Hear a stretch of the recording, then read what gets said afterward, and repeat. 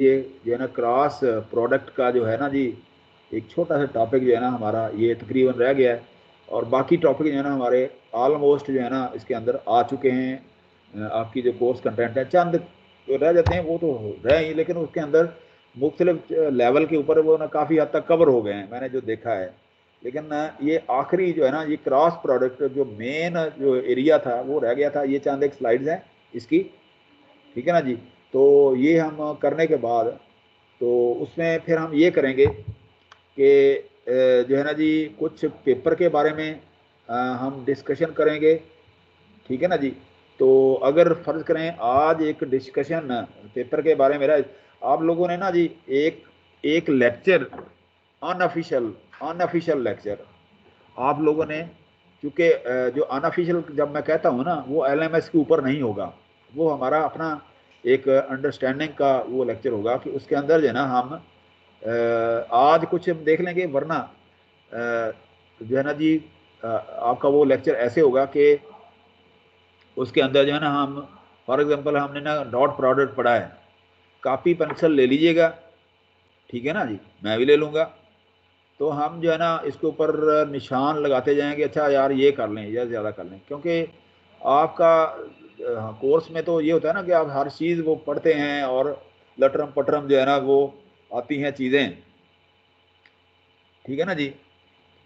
लटरम पटरम लफ्ज़ सुना है कभी? लटरम पटरम इसके ऊपर कोई मेरे ख्याल में एक ड्रामा और फिल्म भी बन चुकी है, लटरम पटरम क्या होता है, ये अंग्रेज़ी का लफ्ज़ है गालबन।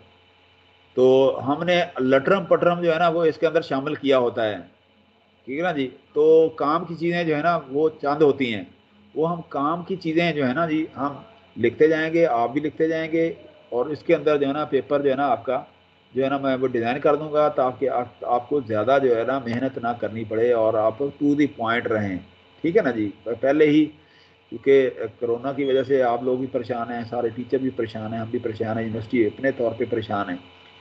तो हम जो है ना जी मैंने इसी तरह से पावर इलेक्ट्रॉनिक्स के लिए परसों का वो हमने वो डिसाइड किया है। आप जो है ना जी परसों का मतलब थर्सडे, कल नहीं, परसों थर्सडे, और फिर फ्राइडे को मेरी फिजिक्स का साथ क्लास है। वीकेंड पे अगर आप करना चाहेंगे तो वीकेंड पे कर लेंगे, वरना आप नेक्स्ट वीक जो है ना किसी वक्त भी आप मेरे साथ जो है ना घंटे की, 1.5 घंटे की, 2 घंटे की, जितनी आपकी कैपेसिटी है आप करना चाहें, वो हम उसके अंदर जो है ना वन बाई वन जो है ना हम ये निकालते जाएंगे हमारे लेक्चर यहाँ से।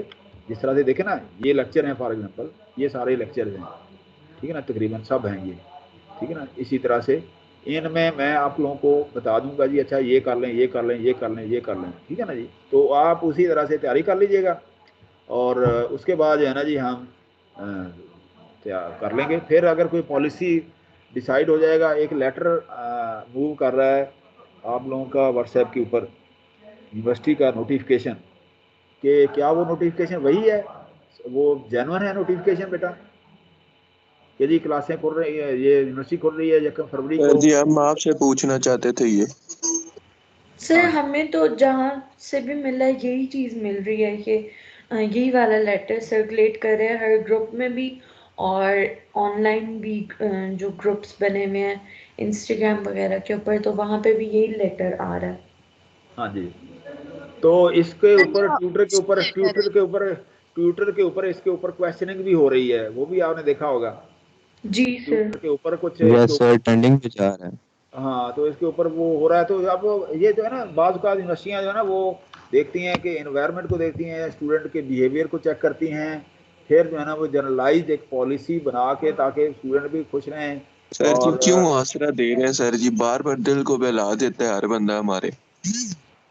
बेटा ये तो अब देखे ना कोरोना है ना, कोरोना यूनिवर्सिटियाँ तो बेचारी देखे ना, यूनिवर्सिटी जो होती है इन्होंने आपको एक एक क्वालिटी एजुकेशन देने का प्रॉमिस किया होता है कि क्योंकि आपसे फीस लेते हैं, ये इनका एक माटो मिशन होता है। लेकिन अब इन्होंने ये भी देखना होता है कि अंडर दी रूल्स जो गवर्नमेंट के इनके ऊपर बाइंडिंग हैं, जो इनके ऊपर वो लगी हुई हैं, पाबंदियां लगी हुई हैं, या जो रूल्स रेगुलेशन के प्रॉब्लम है, इन्होंने उनको भी देखना होता है बेटा। तो लेकिन ये है कि हमेशा यूनिवर्सिटी की जो जो फेवर होती है ना टूवर्ड्स स्टूडेंट्स होती है, ये मैं आपको बता दूं। अब ये इनकी भी प्रॉब्लम यही है। अब देखें ना इनका एक और प्रॉब्लम होती है کہ جی اب آپ مارکیٹ کے اندر جائیں گے نا, آپ نے کمپیٹ کرنا ہے GIK کے ساتھ, آپ نے مارکیٹ میں نسٹ اور UITs کے ساتھ وہ کمپیئر کرنا ہے, تو وہاں جو ہے نا آپ کی جاب کے لیے بھی یونیورسٹی جو ہے نا وہ جو ہے نا وہ وریڈ ہوتی ہے کہ ہمارے اسٹوڈنٹ جو ہے نا جا کے پلیس ہوں گے تو ہماری ریپوٹیشن بنے گی, اور اسٹوڈنٹ بعد میں آئیں گے کہ دیکھیں جی ہمارے اسٹوڈنٹ وہاں پر ویل پلیسڈ ہیں مارکیٹ کے اندر, پلیس فیلڈ کے اندر. تو یہ بہت ساری چیزیں جو ہے نا یہ یونیورسٹی کے مد نظر ہوتی ہیں بیٹا. تو آپ اپنے اینگل سے سوچ رہے ہوتے ہیں, لیکن جو ہوتے ہیں نا جی یہ یونیورسٹی, وہ ان کی نظر بہت دور تک ہوتی ہے. ابھی آپ چونکہ فرسٹ ایئر میں ہیں, آپ کے آہستہ آہستہ جو ہے نا آپ کو پتہ چلے گا کہ جی یونیورسٹی جو ہے نا آپ کے لیے پازیٹیو تھنکنگ اس کی ہوتی ہے سب کی, وہ آپ کے لیے ہی کام کر رہے ہوتے ہیں, اسی کی ان کو سیلری مل رہی ہوتی ہے. تو اس لیے کبھی بھی اپنی یونیورسٹی کے بارے میں نیگیٹو آئیڈیاز جو ہے نا آپ نہ کریٹ کریں, ٹھیک ہے نا, اپنے اندر نیگیٹو تھنکنگ نہ کریٹ کریں, ٹھیک ہے نا جی. وہ آپ کے لیے بہتر کر رہے ہوتے ہیں, سوچ رہے ہوتے ہیں. آپ یقین کریں کہ جب بھی میں کسی دفتر میں جاتا ہوں وہ اسٹوڈنٹس کے بارے میں ہی جو ہے نا باتیں ہو رہی ہوتی ہیں. تو اس لیے یہ چیزیں ذہن سے نکال دیں آپ, کیونکہ کل کو آپ نے بھی یہاں انہی سیٹوں پہ بیٹھنا ہے بیٹا, آپ کو بھی اندازہ ہو جائے گا, ٹھیک ہے نا. تو باقی رہی پالیسی کا آلریڈی جو ہے نا وہ چل رہا ہے کہ جی مثلا مڈ کے یونیورسٹی UET ٹیکسلا, وہ میرا بیٹا پیپر دیتا رہتا ہے, اس کے 3 پیپر ہو چکے ہیں مڈ کے, وہ آن لائن دے رہا ہے.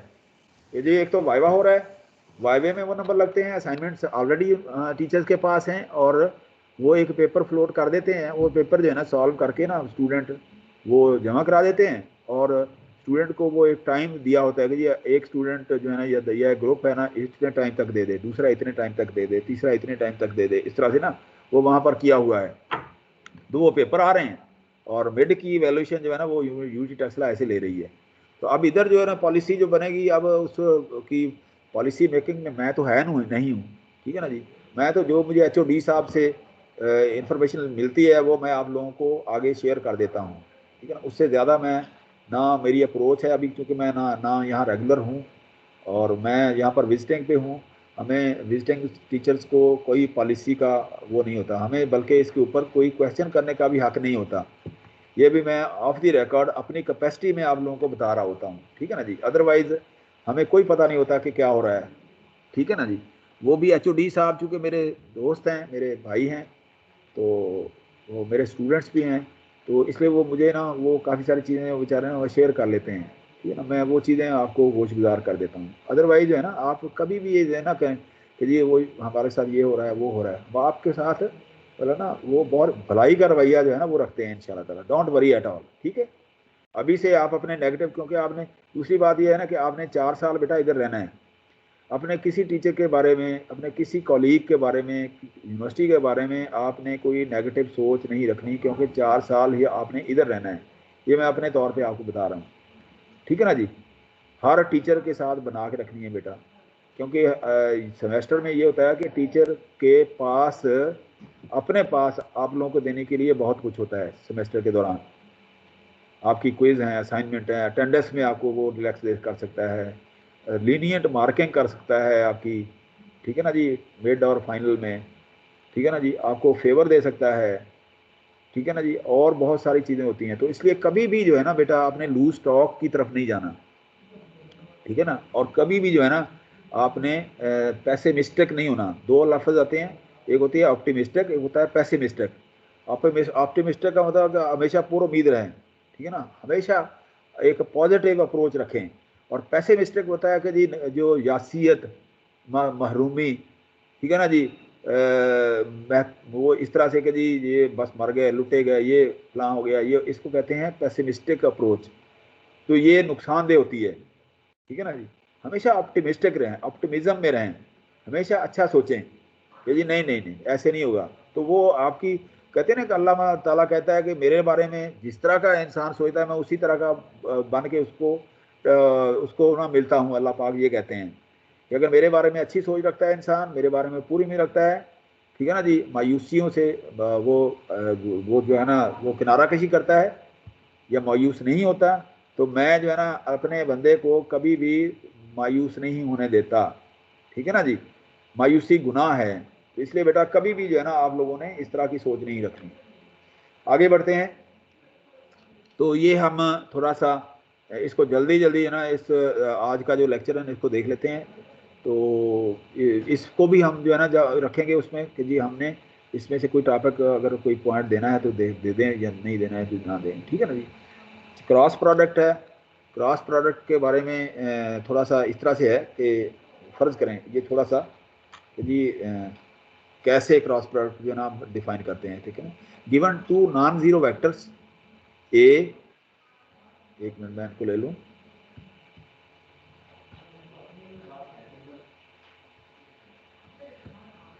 given two non-zero vectors A is equal to A1, A2, A3 and B is equal to B1, B2, B3, it's very useful to be able to find a non-zero vector C that is perpendicular to both A and B, कि वो इनके perpendicular रहे, ठीक है ना। So if C is equal to C1, C2, C3 is such a vector, then A dot C is equal to 0 and B dot C is equal to 0. So तो ये क्या होगा कि हम A1 को जब हम ये करेंगे इनका डॉट प्रोडक्ट लेंगे कि ना A1 C1 plus A2 C2 plus A3 C3 is equal to 0, ठीक है ना जी। इसी तरह से B1 C1 plus B2 C2 plus B3 C3 0, ठीक है। अच्छा, टू एलिमिनेट C3, अब C3 जो है ना चूँकि हमारे पास जो है ना जी ये जो है ना जी दो वेक्टर हैं, C3 हमने वैसे ही वो क्या किया है इसको एज्यूम किया है, तो हमें क्या एलिमिनेट करना है। To eliminate C3 we multiply 1 by B3 and 2 by A3 and subtractor, दोनों को हमने ये इस तरह से सबट्रैक्ट कर लिया कि जी A1 B3 minus A3 B1 C, इसी तरह से ये A2 B3 minus A3 B2 C is equal to 0, इनका दोनों का आपने लिया सबट्रैक्शन। अच्छा, इक्वेशन 3 हैज़ दी फॉर्म, अब ये जो इक्वेशन है इसकी ये क्या है, PC1 plus QC2 is equal to 0 for which an obvious solution is क्या, अब C1 इक्वल टू Q है और C2 is equal to minus P है। सो सोल्यूशन 3 जो है ना हमारा क्या हो जाता है इस इक्वेशन का, C1 is equal to A2 B3 minus A3 B2, C2 is equal to A3 B1 minus A1 B3। अच्छा, substitute these in value 1 and 2, अब चूँकि C3 की वैल्यू हम चाह रहे थे ना, वो हम ये वैल्यू हम उस पर रख देंगे। जब हम इसको रखेंगे तो this means R vector perpendicular to both, ये वेक्टर हमारे पास आ गया। यदि C1 C2 C3 तीसरा वेक्टर जो है ना वो परपेंडिकुलर आ गया कि A2 B3 minus A3 B2 A3 B1 minus A1 B3 A1 B2 minus A2 B1, the resulting vector is called cross product. ये वेक्टर जो होगा रिजल्टिंग वेक्टर होगा, this vector will be called as the cross product of A and B and is denoted by A cross B, ठीक है ना जी। तो अब इसका मतलब ये होगा कि जब आप इसको A और B हमारे पास वेक्टर हैं, तो हम जब इनको मल्टीप्लाई करते हैं तो एक तीसरा वेक्टर जो है इनके परपेंडिकुलर होता है। जब तीसरा वैल्यू हम वेक्टर हम निकालते हैं, ठीक है ना जी, तो वो तीसरा वेक्टर जो है ना इनका दोनों का क्रॉस प्रोडक्ट होता है।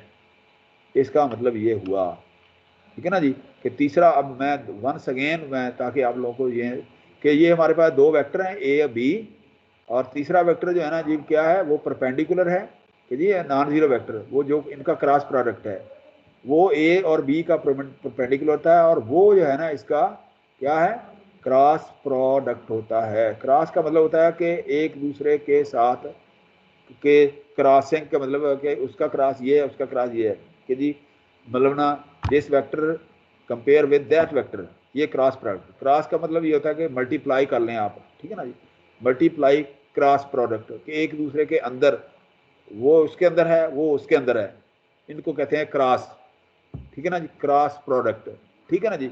अच्छा, अब ये इस तरह से आपके पास आ गया। अब हाँ, ये कैसे निकलता है, A को C से मल्टीप्लाई करें तो 0 आएगा, B को C के साथ मल्टीप्लाई करेंगे 0 आएगा, इनको दोनों को मल्टीप्लाई किया 0 आ गया।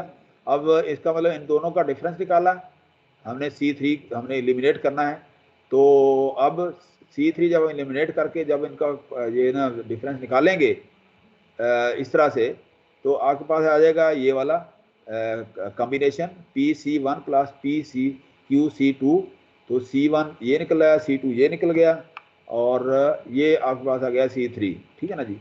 तो अब ये जो है ना, ये वाला जो फार्मूला बनता है, ये वाला, ये फार्मूला जो है ना, इनका बनेगा क्रॉस प्रोडक्ट, ठीक है ना, ये वाला। अब आप इसको लेके आप आगे चलें कि जी इसको आप लेके आगे चलेंगे, देखना ए, अब देखने कि A cross B is equal to A2B3 minus A3B2 A3B1 minus A1B3 A1B2 minus A2B1।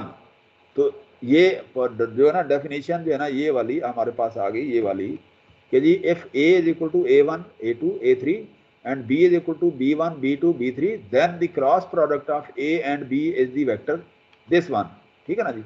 Notice that the cross product A and B of two vectors A and B unlike the dot product is a vector। अब ये इसका मतलब ये है कि जो dot product होता है ना, उसके अंदर वो वेक्टर नहीं रहता, वो उसका इनर प्रोडक्ट बन जाता है, जो है ना जी, उसका स्केलर प्रोडक्ट बन जाता है डॉट प्रोडक्ट का। लेकिन इसमें जो क्रॉस प्रोडक्ट जो है ना, इसका जो बाई प्रोडक्ट आता है क्रॉस प्रोडक्ट का, वो भी एक वेक्टर होता है, ठीक है ना जी। इसका और इसका फर्क ये है कि अगर मैं कहूँगा ना what is difference between dot product and the cross product, तो अब ये आप कहेंगे कि इनका जो प्रोडक्ट होता है ना, दोनों का क्रॉस प्रोडक्ट जो होता है वो भी एक वेक्टर होता है। लेकिन अगर आप डॉट प्रोडक्ट लेंगे, डॉट का मतलब भी यही होता है कि उसके अंदर मैग्नीट्यूड आ रहा है, तो उनका जो प्रोडक्ट होता है that is a scalar quantity, that is called inner product. तो ये इस तरह से आपने इसका डिफरेंस जो है ना बताना है। For this reason it is also called as a vector product. So note that A cross B is defined only when A and B are three-dimensional vectors. तीन डायमेंशनल वेक्टर हैं। अच्छा जी, यहाँ रुक के मैं अपने फाजल स्टूडेंट्स किसी से भी मैं पूछता हूँ कि जनाब बताएं कोई इसके अंदर, इस डेफिनेशन के अंदर किसी को कोई कन्फ्यूजन तो नहीं है। रोल नंबर 1 मेरे आगे हैं, रोल नंबर 1 बोलें, रोल नंबर 1 बाइक ऑन करके बोलें बेटा, समझ आई है नहीं आई है? सर थोड़ी बहुत आ गई है सर। अच्छा चले मैं एक और रोल नंबर 2 से पूछ लूँ। Roll number 2 roll number, yes sir. समझ आई है बेटा कुछ है? मैं रिपीट करूंगा, कोई नहीं, मैं देखता थोड़ी हूँ। बहुत समझ आई। नहीं मैं थोड़ी जी मैं देख रहा हूँ, फिर रिपीट करूंगा, मैं पूछ लूँ। Roll number 3। Yes sir I है। अच्छा रोल नंबर 4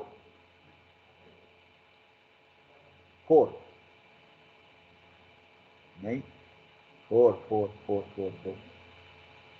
नहीं है जी। 7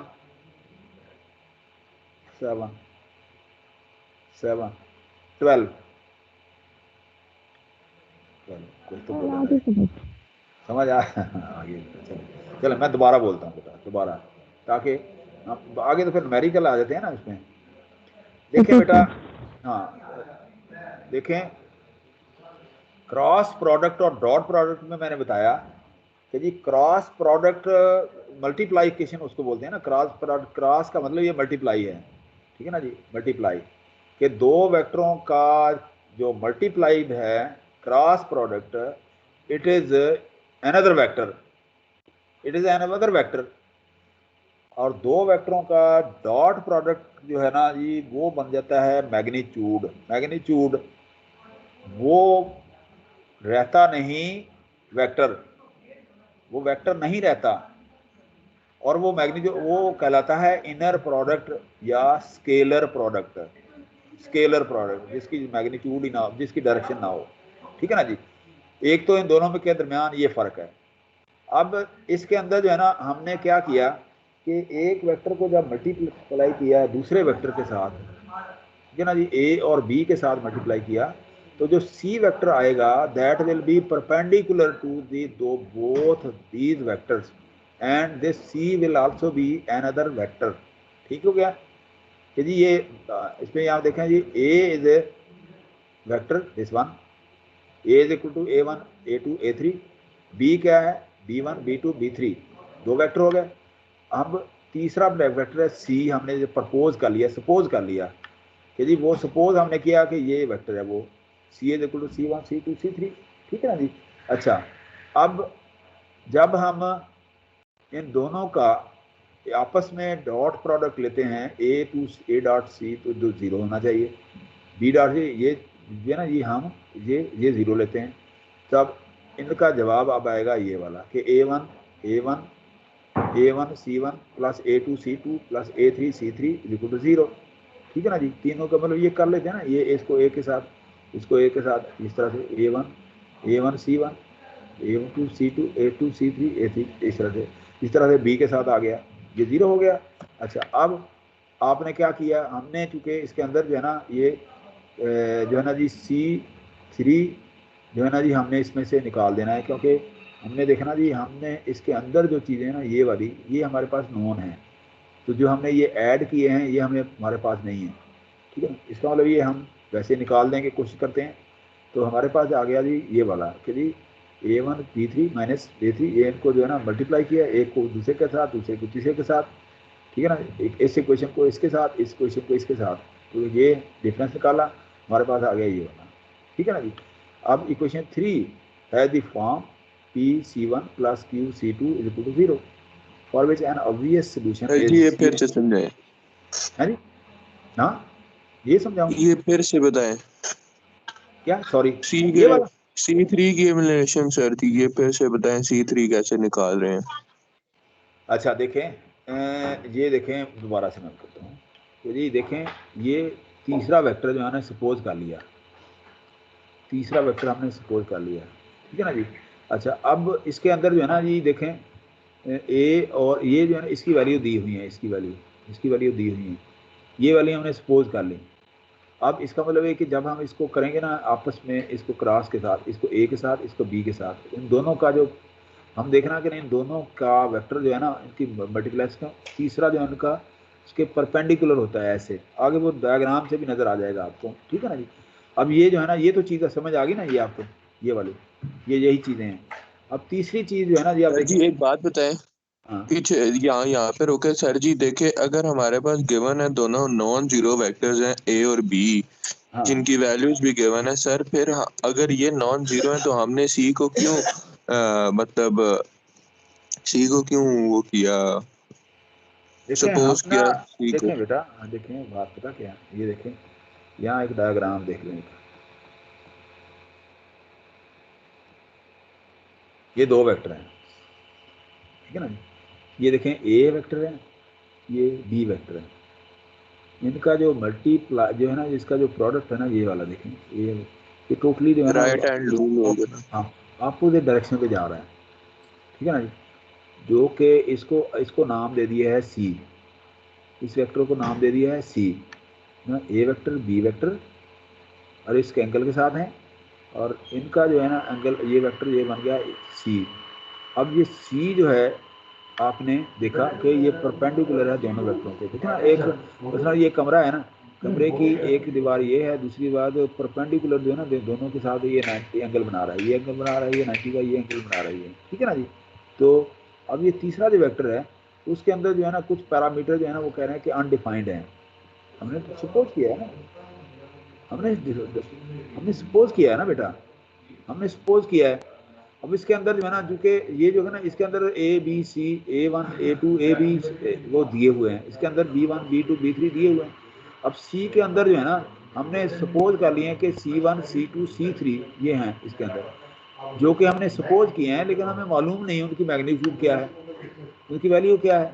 अब उस वैल्यू को निकालने के लिए हम वैसे भी एक होता है ना कि जी हम एट द एंड देखना, हम जब पहला इंटीग्रेट करते हैं, आपको इंटीग्रेशन में अगर आप पहला इंटीग्रेशन करते हैं ना, पहला डेरिवेटिव निकालते हैं तो वो आपका वो फंक्शन होता है, दूसरा डेरिवेटिव जब निकालते हैं ना तो वो उसकी वैल्यूज जो है ना वो जो उसके अंदर कांस्टेंट है उनको इवेल्यूएट करने के लिए हम निकालते हैं, फिर उसी तरह से रिवर्स के अंदर को उसको वैल्यू डालते जाते हैं और सॉल्व करते जाते हैं।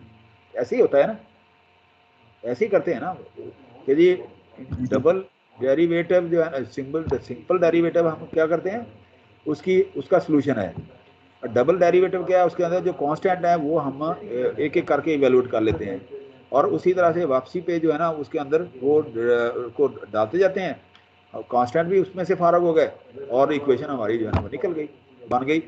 ایسے ہی ہوتا ہے نا. تو اس کے اندر بھی یہی ہے کہ اس کے اندر بھی جو ہے نا ایک تیسرا ویکٹر جو ہے نا جو ہم نے پرپوز کیا ہے، سپوز کیا ہے، اس کے اندر یہ ویلیو ہمیں معلوم نہیں ہے. اچھا یہ ویلیو ہمیں فائنڈ کرنی ہے اور ریپلیس کرنا ہے اس کے اندر، اس سولوشن کے اندر، ان کے سولوشن کے اندر ہم نے ریپلیس کرنا ہے اس کو. وہ ریپلیس کرنے کے لیے ہم کیا کر رہے ہیں کہ جی ہم جو ہے ایک ایکویشن کو، اس کو جو ہے نا کیا کرتے ہیں، ہم ایک کو C3 کے ساتھ کر لیتے ہیں اور دوسری کو B3 کے ساتھ جو ہے نا کر لیتے ہیں. ٹھیک ہے نا جی. اچھا اب دیکھیں نا جی سر جی ایلیمنٹ، میں وہی بات کر رہا ہوں نا سر جی، سی سپوز ہی نہ کرتے تو ہمیں یہ ملٹیپلائی کرنے کی ضرورت ہی نہ پڑتی، ڈائریکٹ کیوں نہ ان دونوں ایکویشنز کو ملٹیپلائی کر دیں. نہیں دیکھیں نا بات یہ ہے، دیکھیں نا یہ میری بات سنیں، یہ دیکھیں نا یہ ہم کر رہے ہیں نا، یہ نا یہ اے کو اس سے کیا، پھر اس کو کیا، پھر اس کو کیا. ٹھیک ہے نا جی. اسی طرح یہ اس کو اس کے ساتھ، اس کو اس کے ساتھ کیا، پھر اس کو ان دونوں کے ساتھ کیا، پھر ان کو ان کے ساتھ کیا. ٹھیک ہے نا جی. یہ آپ کے پاس یہ ویلیو آ گئی. ٹھیک ہے نا. اسی طرح سے یہ دیکھیں A cross B is equal to, اس کو اس کے ساتھ ملٹیپلائی کیا، اس کو اس کے ساتھ ملٹیپلائی کیا، اس کو اس کے ساتھ ملٹیپلائی کیا. ٹھیک ہے نا. یہ ایک کیونکہ یہ جو ویکٹر کوانٹیٹیز ہیں، یہ ویکٹر ویلیو ہیں، تو وہ ایک سیٹ پروسیجر جو ہے نا، یہ دیکھیں نا IJK A1 A2 A3 B1 B2 B3 یہ جو ہے نا یہ ایک پروسیجر ہے. تو یہ اس پروسیجر کے مطابق ہم نے حل کرنا ہے. ہم نے کوئی اپنی طرف سے تو نہیں نہ کرنا، ہم کر ہی نہیں سکتے. یہ کون سا ٹھیک ہے نا، یہ کوئی ڈاٹ پروڈکٹ ہے نہیں کہ ہم دونوں ویلیو کو آپ نے وہ کر دیا. یہ ویکٹر کوانٹیٹیز ہیں. ویکٹر کوانٹیٹی کا ایک پروسیجر جو ہے نا انہوں نے بنایا ہے، وہ اس پروسیجر کو ہم نے فالو کرنا ہے، اس کے مطابق نہیں چلنا. اب دیکھیں نا یہ A ویکٹر ہے، یہ B ویکٹر ہے، تو ان کا جو ہے نا یہ پروڈکٹ یہ جو ہے نا یہ جو ہے نا یہاں پر یہ دیکھیں اس کا جو یہ جو فنکشن، یہ جو ان کا جو کیا کہتے ہیں اس کو پروجیکشن جو ہے اس کا یہاں پر یہ کیا ہے، یہ سائن آ گیا ہے، سائن. ٹھیک ہے نا جی. اور یہاں پہلے ہم کاز لیتے تھے یہاں پر، ابھی اس کے اندر یہ سائن آ رہا ہے. تو سائن کی ویلیو جو ہے نا یہاں پر جو ہے ان نون ہے، کاز کی تو تھی یہاں پر، یہ ان نون ہے. اب ان نون ویلیو جو ہے نا ہمیں نکالنی ہے، وہ نکالنے کے لیے ہمیں کوئی نہ کوئی پروسیجر اڈاپٹ کرنا ہے. دیکھیں نا یہ جی A is equal to B sine theta A cross B، یہ ہمارے پاس آ گیا یہ والا. تو اس طرح سے ایک پروسیجر ہے جو آپ کہہ رہے ہیں نا کہ جی ہمیں کیا ضرورت ہے، وہ ہمیں اس لیے ضرورت ہے کہ اس کے اندر ان نون ویلیوز جو ہے نا اس کے اندر آ جاتی ہیں. ان نون ویلیوز کے لیے ہم نے کوئی نہ کوئی جو ہے نا وہ ایک ٹیکٹ فلی کوئی سولوشن جو ہے نا وہ نکالنا ہوتا ہے. وہ ٹیکٹ فل سولوشن کیا ہے، وہ یہ والا ہے کہ جی ایک کو ہم نے پچھلے لیکچر نہیں پڑھا تھا، ایچلان ہم نے وہ کیا تھا. ایچلان بنانے کے لیے ہم کوئی بھی راستہ جو ہے نا اڈاپٹ کر سکتے تھے، کوئی رو ایلیمنیٹ کر دیں، کوئی جو ہے نا کالم وہ آگے پیچھے کر دیں. تو آپ نے اس سولوشن کے اوپر پہنچنا ہے by hit and trial, by hit and trial. ٹھیک ہے نا جی. ہم نے وہ وہاں سولوشن پہ پہنچنا ہے. یہاں پر بھی ہم یہی کر رہے ہیں. ٹھیک ہے نا جی. یہاں پر بھی ہم یہی کر رہے ہیں. اور دیکھیں نا اب یہ تیسرا جو ہے نا ویکٹر، یہ والا یہ اب دیکھیں نا C1 C2 C3 کی ویلیو ہمیں معلوم ہوگی. اب دیکھیں C1 C3 کی ویلیو، اس کے اندر جو ہے نا کوئی C نہیں ہے، سارے B ہیں. یہ دیکھیں نا جی یہاں A1 A3 A1 B3 ہے، یہ بھی ہمیں معلوم ہے. A1 B3 B2 ہے، یہ بھی ہمیں معلوم ہے. A3 B1 مائنس یہ جو ہے نا B1 یہ بھی ہمیں معلوم ہے. A1 B2 minus A2 B1 یہ بھی ہمیں معلوم ہے. ٹھیک ہے نا. اب جب یہ معلوم ہے، جب آپ اس کو نکالیں گے تو ہمارے پاس یہ ویلیو آ جائے گی، یہ والی. تو آٹومیٹیکلی جو ہے نا دیکھیں نا یہاں پر یہ ہم نے سپوز کیا تھا. ٹھیک ہے نا جی. اور تیسرا جو ہے نا جو پرپینڈیکولر ویکٹر ہے، وہ اس کی ساری ویلیو جو ہے نا یہاں نکل گئی ہیں. ٹھیک ہے نا جی. تو the resulting vector is called as a cross product of A and B. تو کوئی جی ان نون ویلیو جو ہے نا آٹومیٹیکلی جو ہمارے پاس آ گئی کہ جی دیکھیں نا یہاں پر کوئی ویلیو ایسی نہیں ہے جو ہمیں معلوم نہیں ہے. وہ ویلیوز ہیں جو یہاں پر ہمارے پاس گیون ہے، یہ والی A اور B کی. ٹھیک ہے نا جی. اسی طرح سے جو تیسرا جو ویکٹر ہے ہم نے جو سپوز کیا ہے، وہ سارا ہمارے پاس آٹومیٹیکلی آ گیا ہے. یہ ویکٹر جو ہے نا پرپینڈیکولر ہے ان پچھلے دو ویکٹروں کے. پھر پچھلی سلائیڈ کھولیں.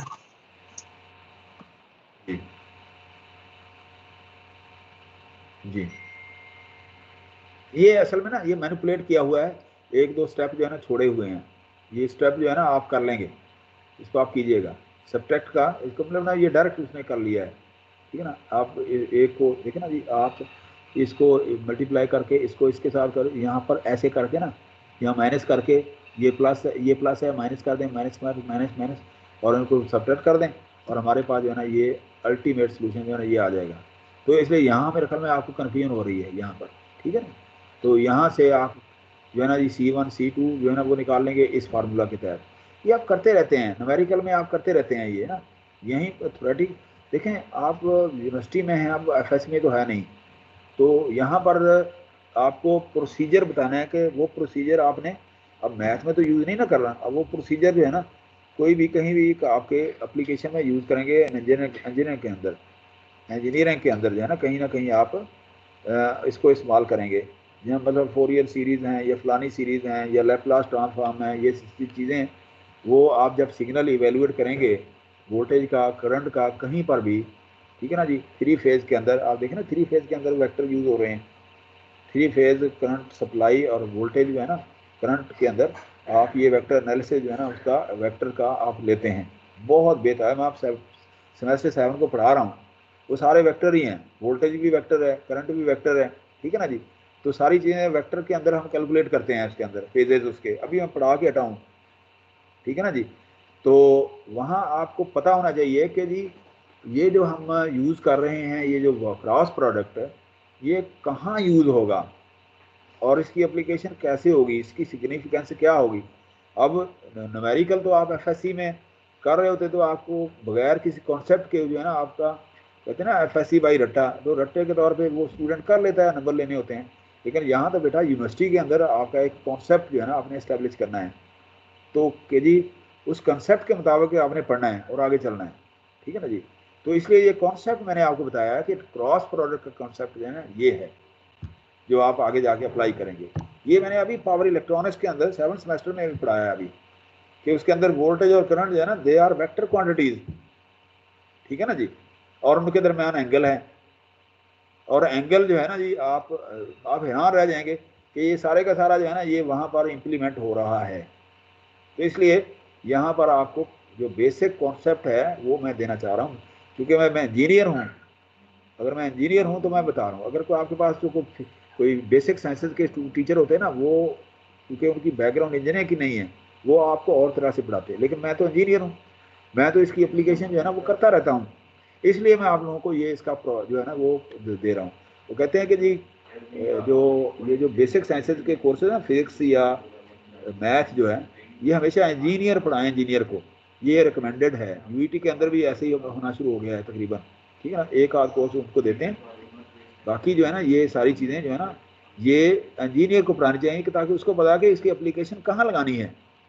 तो मैं इसीलिए आप लोगों को ये बता रहा हूँ कि आपने थोड़ा पढ़ लें, कॉन्सेप्ट के साथ पढ़ें, एज एन इंजीनियर पढ़ें। आप लोग आप दाखिल हो गए ना, आप इंजीनियर हैं, अब अपने इंजीनियर बन के निकलना है। अब ना माइंड जो है ना इंजीनियरिंग वाला बनाएंगे, ठीक है ना जी। इसलिए तो अभी मुझे बताएं कि जी आपको समझ आ गई है या नहीं।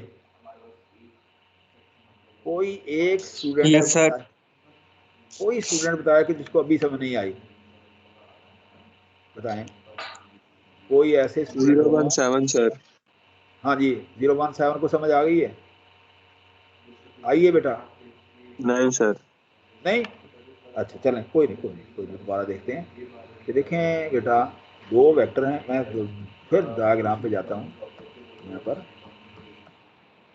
ये डायग्राम पे गए, दोनों वेक्टर हैं, ए वेक्टर है, बी वेक्टर है, ये इनके दरमियान कोई एंगल है, ठीक है ना।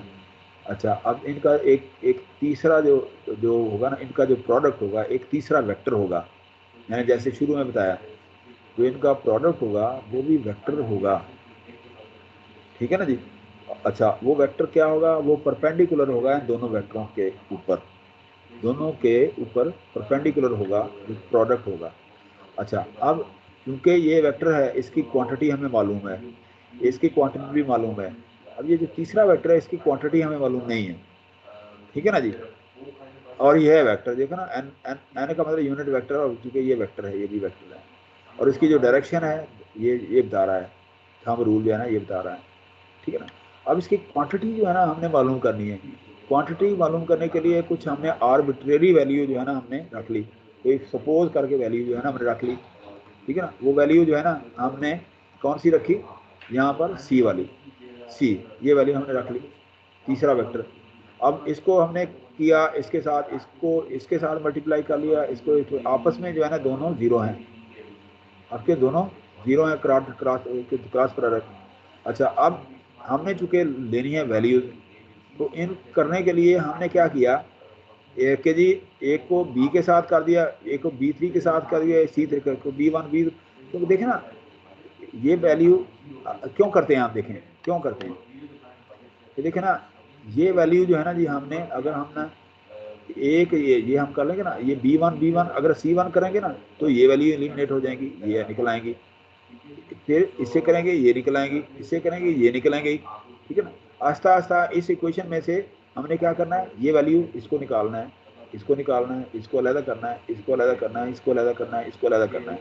अब हमने एक ही को किया है, यदि C3 जो है ना इसको हमने मल्टीप्लाई कर दिया 1 के साथ, B मतलब ना to eliminate C3 we multiply by B3 and 2 by A3, ये हमने इस तरह से कर लिया। यहाँ पर जब हमने ये किया तो हमारे पास जो है ना वैल्यू जो है ना हमारे, चूंकि ये फार्मूला होता है जब हम ये ऐड करते हैं ना, एक को इस तरह से मतलब ये एक के साथ है ना, दूसरे के साथ भी हमें तीसरे के साथ भी करना है, तो हमारे पास जो है ना ये वैल्यू आ जाएंगे C1 C2, ठीक है ना, C1 C2 और इसी तरह ये C3 निकाले तीनों। जब हम इनको पुट करेंगे किसके अंदर, यहाँ इसके अंदर आप जब पुट करेंगे यहाँ पर कहीं भी इस इक्वेशन में कर लें, इसमें कर लें, ठीक है ना जी, तो हमारे पास आ जाएगा ये सॉल्यूशन ये वाला, ठीक है ना, ये वाला।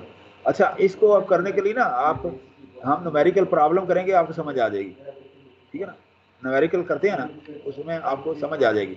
अब देखें ना यही जो है सॉल्यूशन है ना, ये वाला हमारे पास इसकी डेफिनेशन के अंदर आ गया है ये वाला, यदि A is equal to A1 A2 A3, B is equal to B1 B2 3, cross product जो है ना ये है A cross B is equal to A2 B3 minus this one, ये तीन वेक्टर आ गए, ये वाले दिस वन, ठीक है ना जी, ये आ गया हमारे पास। तो हमारे पास ये आ गया। अब हम अगर जब हम ये करेंगे ना इसको तो आपको समझ आ जाएगी। तो इसके लिए हम क्या करते हैं, ये जो है ना ये बेसिकली ये अभी मैंने एक लफ्ज़ नहीं बताया था, ये इनको कहेंगे डिटर्मिनेंट, ये डिटर्मिनेंट 1 डिटर्मिनेंट 2 डिटर्मिनेंट 3, ये हम बेसिकली क्या कर रहे हैं, इसके डिटर्मिनेंट निकाल रहे हैं। जब आपने डिटर्मिनेंट तो पढ़े होंगे ना, देखे ना जी कि जी डिटर्मिनेंट ऑफ ऑर्डर 2, ठीक है ना, ठीक है ना, A B माइनस BC, ये हम कर रहे हैं बेसिकली, ठीक है ना। ये इसका डिटर्मिनेंट ये है, बेसिकली हम क्या कर रहे हैं, डिटर्मिनेंट निकाल रहे हैं। अब देखिए यहाँ डिटर्मिनेंट निकाल लिए कि जी ये A इसके साथ, ठीक है ना, ये इसके साथ, ये इसके साथ, तो वो बेसिकली जो है ना यहाँ पर क्या कर रहे हैं हम, ये इसके डिटर्मिनेंट निकाल रहे थे, ये वाले ना, ये वाले ये करने के लिए, ठीक है ना जी, ये डिटर्मिनेंट है बेसिकली इसके कि जी C1 इसका, C2 का, ये C3 का। तो ये इस तरह से है आपके पास ये वाला तरीका कार, ये वाला, ठीक है ना जी। तो अभी भी किसी को समझ ना आई हो तो मुझे बताएं, अभी भी अगर वो कौन से स्टूडेंट थे, 107 हेलो 107 नहीं सर 17 थे 017। अच्छा 017 समझ आइए बेटा, 107 17 रोल नंबर 17 बोलिए। यस सर बेटा ये वही है, मैं इसीलिए बार बार कह रहा हूँ बेटा कॉन्सेप्ट के साथ पढ़ें, थोड़ा पढ़ लें, कॉन्सेप्ट के साथ पढ़ें। ये जो डिटर्मिनेंट है ना ये वही कॉन्सेप्ट है जो मैं आपको बताया C वाला, ठीक है ना। यहाँ पर ये देखें ना ये है C1 C2 C3 C1 C2 3 और अंदर जो है ना ये इसके अंदर हमें पता है ये सारे, ठीक है ना, आपके पास ये आ गया सारा, ठीक है ना। तो इसका मतलब ये कि ये यहाँ से A1 A2 A3 B1 B2 B3 C1, ये ना ये वाले ये यूँ समझ लेंगे C1 है।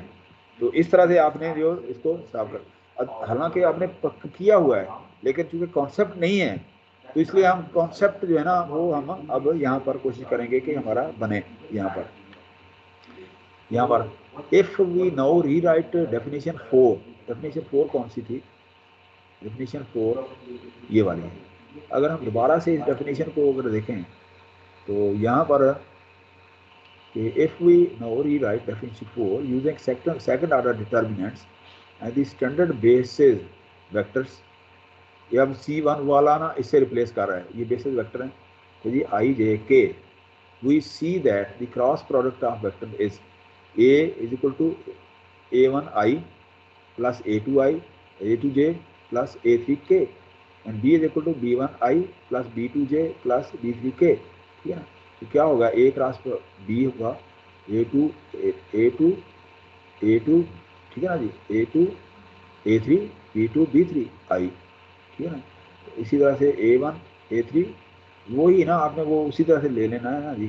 तो जी I J K A1 A2 A3 B1 B2 B3, ठीक है ना, और उनका फिर आपने निकाल दिया ना, ये वही है ना तरीकाकार, ठीक है ना जी।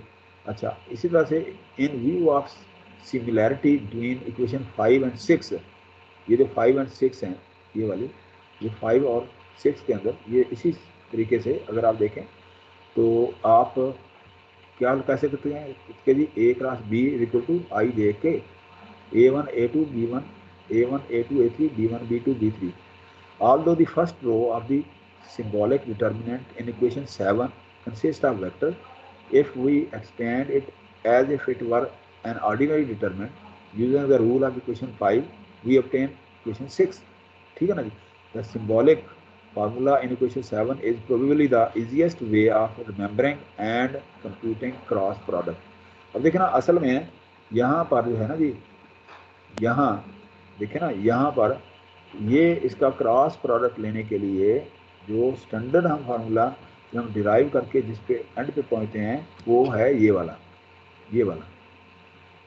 हमने बेसिकली ये फार्मूला जो है ना हमने डिराइव करना है, ये वाला असल में ये फार्मूला है, ठीक है ना, जो एक्चुअल फार्मूला है ये, ठीक है ना जी। तो जी ये C1 C2 C3 ये C हो गया, या हमने यहाँ पर सपोज किया था, क्योंकि ये यूनिट वेक्टर है। यूनिट वेक्टर इसलिए होता है कि हमें पता चले कि हाँ जी ये जो है ना दो वेक्टर हैं, तो यूनिट वेक्टर ले लेते हैं C1 C2 C3 की बजाय, ठीक है ना जी। तो A1 A2 A3 जो है ना ये A वेक्टर है, ये B वेक्टर है, ये A वेक्टर है, ये B वेक्टर है, ठीक है ना जी।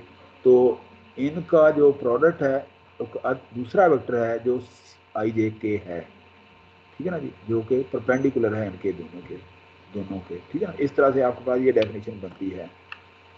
अच्छा, एग्जाम्पल में आ जाएगा 1 3 4 B 2 7 -5 A cross B I J K, ये अब आ गया, ये आपने किए हुए हैं, आपको पता ही है बेटा, ठीक है ना, आपको पता है ना ये सारी चीज़ों का। तो वह वही चीज़ है लेकिन कॉन्सेप्ट के साथ आपने नहीं पढ़ा था, तो आपके पास ये आ गया ये वाला।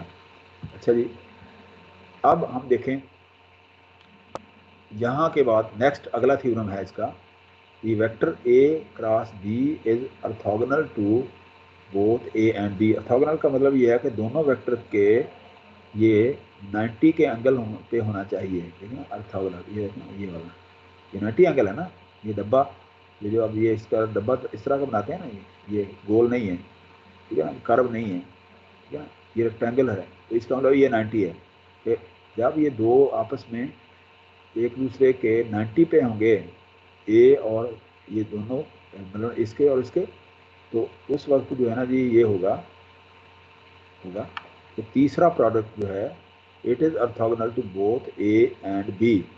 यदि ए वेक्टर इसके साथ भी 90 एंगल होगा और इसके साथ भी 90 एंगल होगा। So we construct the cross product A cross B so that it would be perpendicular to both A and B. This is one of the most important properties of a cross product. ठीक हो गया, ये आप देखें, if A and B are represented by directed line segments with the same initial point, figure A1, then theorem 8 says that cross product A cross B points in direction perpendicular to the plane through A and D, ठीक है ना। तो इस तरह से आपके पास जो है ना ये आ गया, ठीक हो गया। अच्छा जी, अच्छा अब आप आगे चलें थोड़ा सा।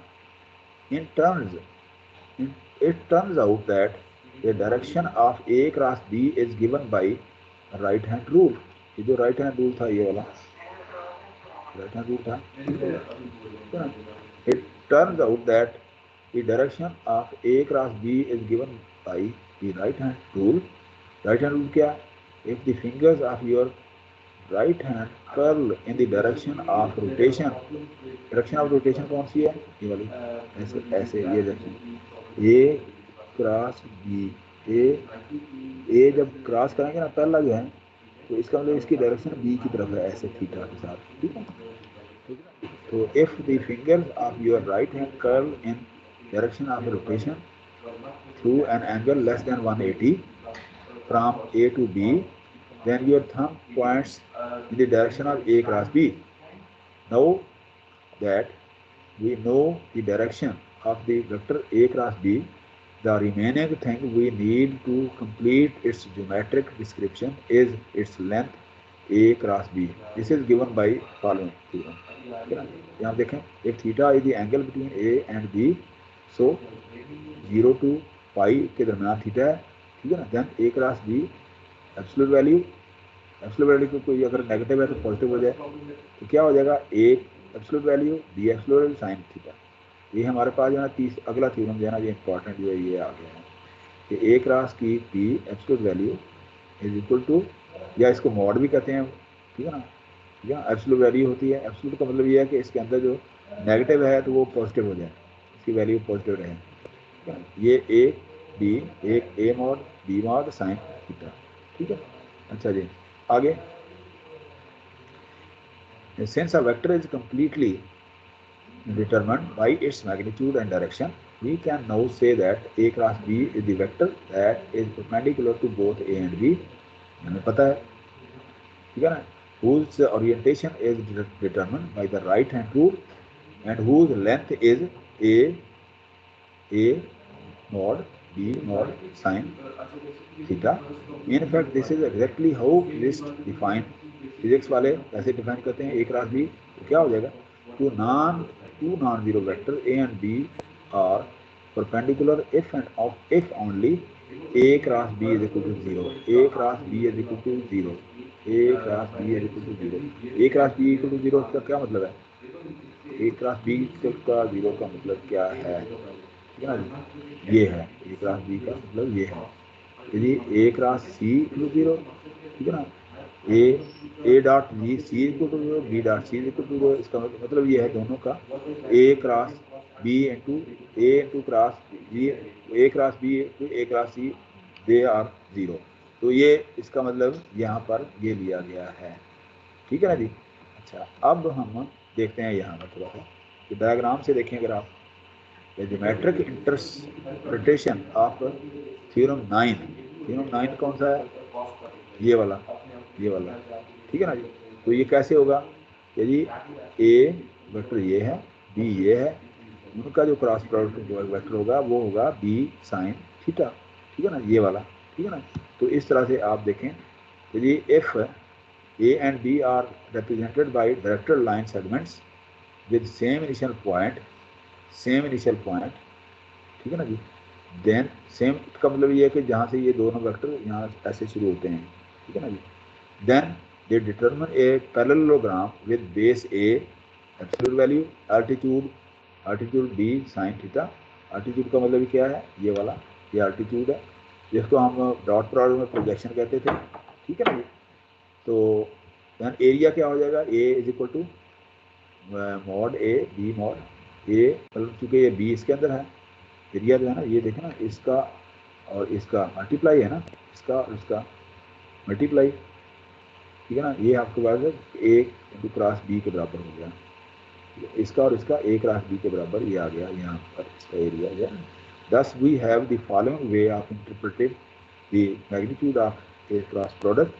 The length of cross product A cross B is equal to the area of parallelogram determined by A and B. ये पैरेललोग्राम का एरिया जो है ना ये होता है। पैरेललोग्राम क्या होती है? जी, इसका पैरेललोग्राम क्या है कि ये इसकी ये लेंथ बराबर होनी चाहिए, ये लेंथ ये बराबर होनी चाहिए, ये लेंथ बराबर होनी चाहिए, ठीक है ना जी? अब इस लेंथ को इस लेंथ के साथ मल्टीप्लाई कर देंगे तो इसका एरिया बन जाएगा, ठीक है ना? इस लेंथ को इस लेंथ के साथ, और ये क्योंकि हमें पता नहीं है इसकी मतलब ना, इसका क्रॉस ले रहे हैं, तो इसका मतलब ये है कि اس لائن سے ہم اس کا اینگل جو ہے نا یہ پہلے ہم یہ فائنڈ آؤٹ کرتے ہیں اور پھر اس کی لینتھ معلوم کرتے ہیں. تو اس طرح سے ہمارے پاس جو ہے نا جی یہ آ جاتی ہے یہ والا یہ فارمولا بن گیا, ٹھیک ہے نا, پیرالوگرام. The length of cross product of a and be, a cross B is equal to the area of the پیرالوگرام determined by a and be. ٹھیک ہو گیا. اب ہم یہاں پر اس کو ایگزامپلس کے ساتھ ساتھ کرتے ہیں.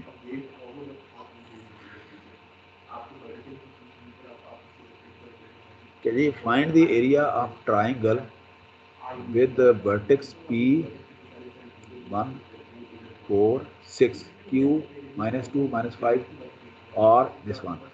اب یہاں پر جو ہے نا یہ کوئی ایگزامپل 3 تھی, میں ڈھونڈتا رہا ہوں ایگزامپل, وہ مجھے ملی نہیں ہے بک, تو لیکن یہ ہے کہ اس کا کرکس ہمیں یہاں پر ملتا ہے. ٹھیک ہے نا جی. کہ جی اس کے اندر اگر آپ دیکھیں ایگزامپل 3 کون سی ہے, ایگزامپل 3 یہاں پر ہے کوئی.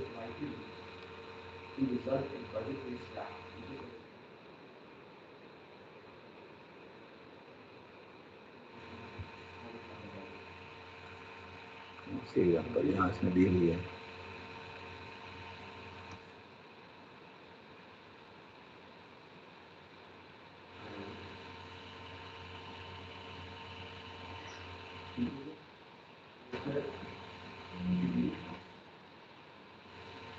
چلیں نہیں ہے تو نہ سے کوئی نہیں, آپ دیکھتے ہیں نا اس کا فارمولا ہم دیکھ لیتے ہیں. کہ جی فارمولا یہ ہوتا ہے اس کا کہ جی یہ جو ہے نا پی کیو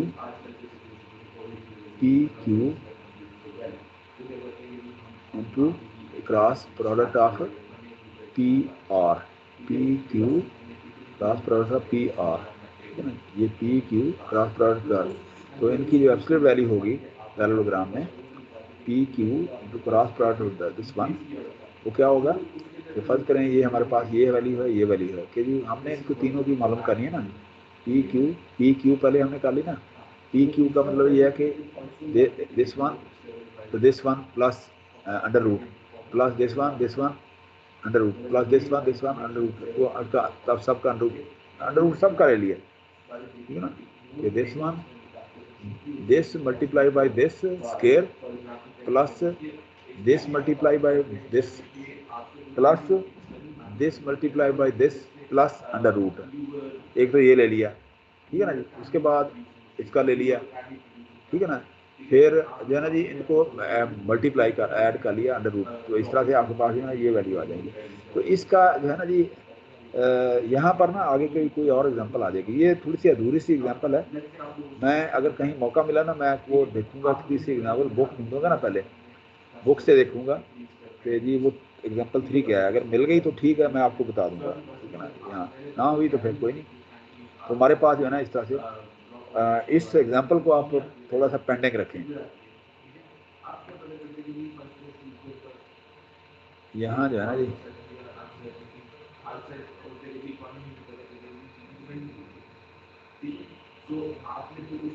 ٹھیک ہے, یہ جو ہے نا اس ایگزامپل کو آپ نے جی سائن مارک دیکھنا ہے تاکہ مجھے بھی اندازہ رہے کہ جی یہ ہے نا ایگزامپل جو ہے نا 3 جو ہے نا یہ والے کدھر ہے.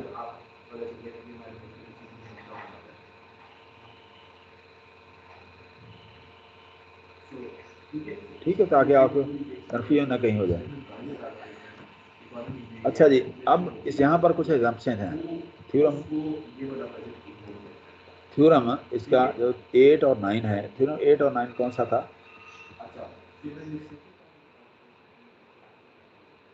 8 اور 9 یہ تھا. تھیورم 9 یہ ہے, اس کے اندر سائن والا آ جاتا ہے, ٹھیک ہے نا. اور 8 کیا ہے, آرتھوگونل والے ہیں, ٹھیک ہے نا, یہ والا. اب یہ تو تھیورم دیکھ کے کیا کہہ رہے ہیں,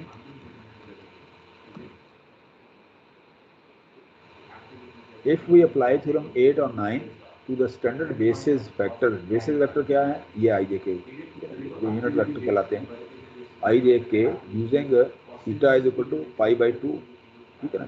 تھیٹا پائی بائی 2 کیسے ہے نا, یہ اگر آپ دیکھیں نا جی یہ ہے نا ایک ویکٹر,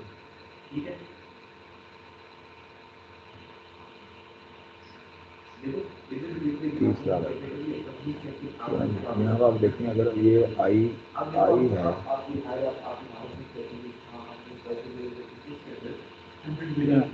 ये जे है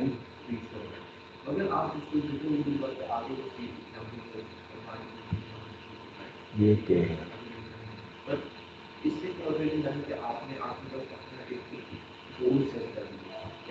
ये क्या है ठीक है। अच्छा अब ये जो वेक्टर है ये भी 90 है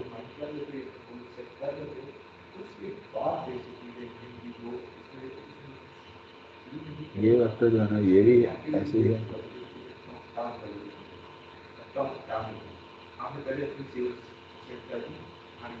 ये वेक्टर भी ये है 90 और 90 का मतलब ये होता है कि पाई बाई 2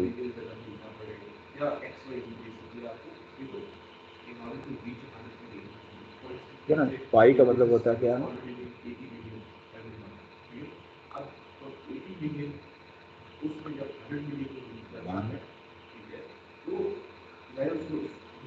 180 ठीक है। और अगर एक वेक्टर जो है ना ये वाला है ऐसे अगर ये वेक्टर है आई ए ये वेक्टर है ऐसे ना यहाँ पर दूसरा वेक्टर जो है ना ये पी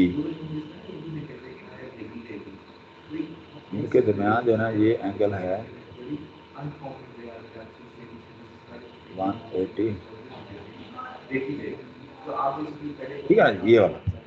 अब इसका जो हाफ है यहाँ ये वाला ये है इसका हाफ जो है ना ये वाला है ये वाला तो इसका मतलब ये तीनों वेक्टर एक दूसरे के वो 90 के ऊपर होते हैं। सो if we apply theorem 8 and 9 to the standard basis vector I j k using theta pi by 2 we obtain I cross j is equal to k I cross j is equal to k perpendicular है तीसरा नहीं j cross k is equal to I ये इसके हो गया k cross j is equal to ये आ गया सारे तो अगर हम इसके उलट चलेंगे मतलब ये है इसकी इसमें ना I j k ये अगर आप हम चलेंगे ना एंटी क्लॉकवाइज ये पॉजिटिव है ये पॉजिटिव है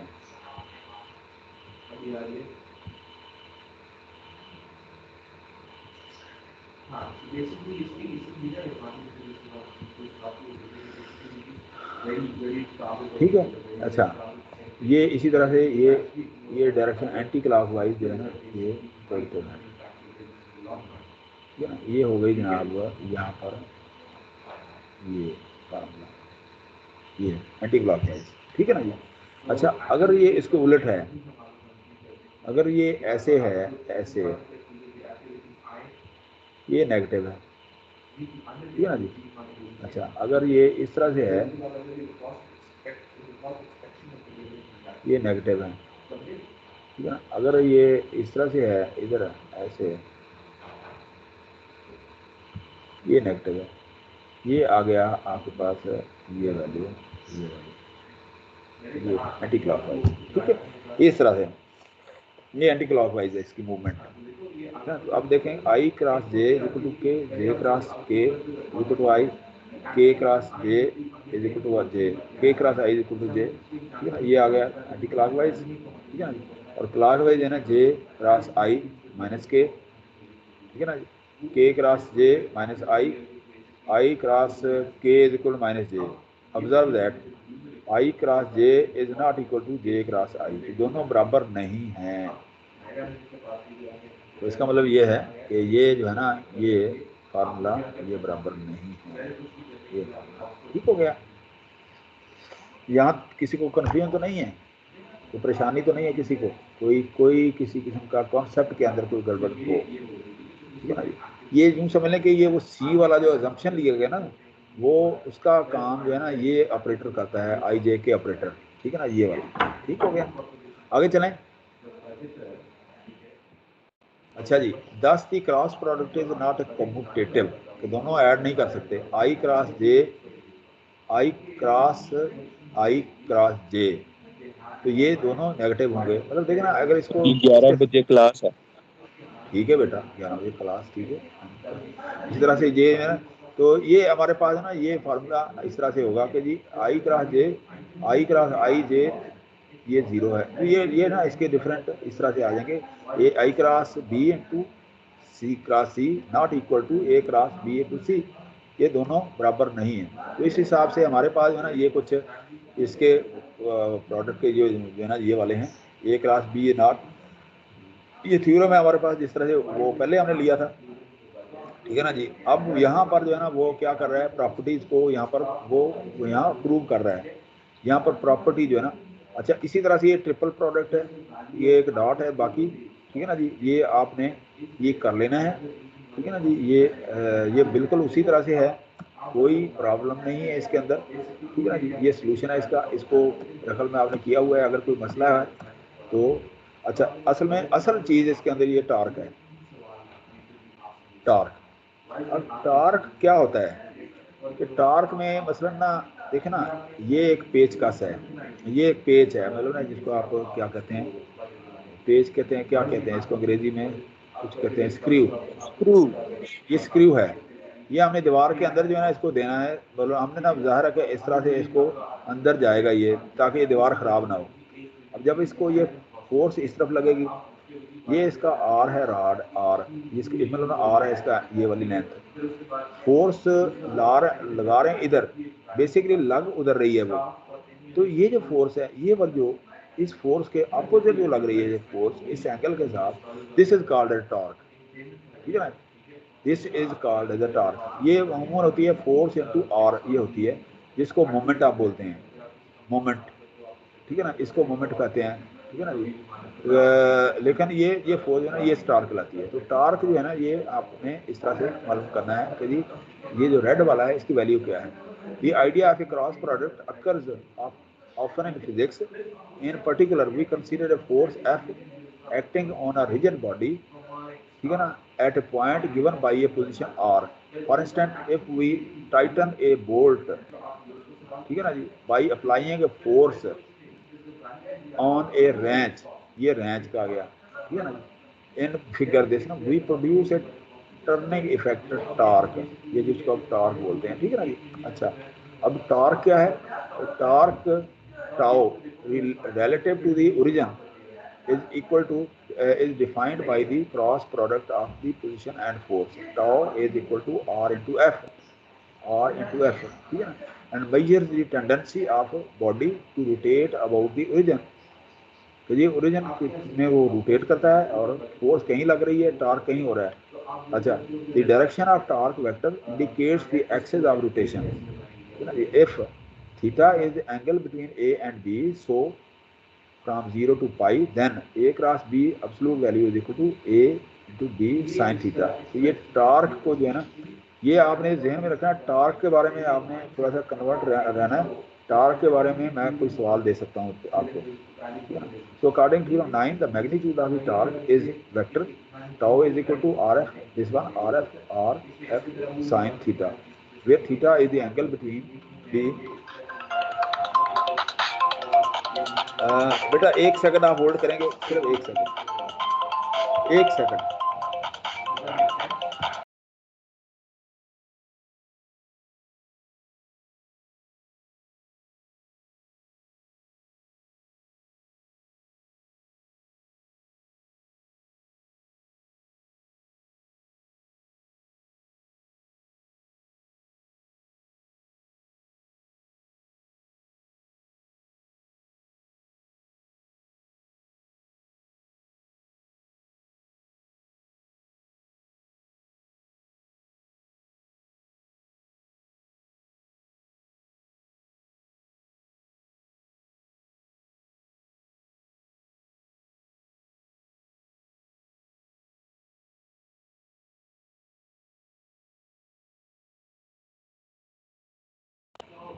सॉरी बेटा, वो एक कॉल आ गई थी। तो अब जो है ना जी यहाँ पर आप देखें, ये हम कंक्लूड करते हैं इसको, आपकी क्लास शुरू होने वाली है। तो ये टार्क जो है ना जी, थीटा भी इसके अंदर आपके पास मतलब theta is angle between position and the force vector. Observe that only component of F that can cause a rotation is one perpendicular to are, ٹھیک ہے نا جی، یہ والے اس کے. تو اب یہ جو ہے نا جی آپ کے پاس ٹار کا یہ ہے آپ کا کچھ کیا کہتے ہیں اس کو، یہ جو ہے نا یہ فورس ہے ایف، یہ جو ہے نا جی اس کا آر ہے، یہ اینگل تھیٹا ہے. تو بڑے آسانی سے آپ اس کے اندر جو ہے نا یہ نکال سکتے ہیں اس کا. یہ بالکل سمپل سا کویشچن ہے. تو یہ کویشچن جو ہے نا آپ کو آ سکتا ہے ٹارک کی ویلیو. تو دیٹ واز جو ہے نا سر جی جی یہ دکھائیں سر جی پھر سے.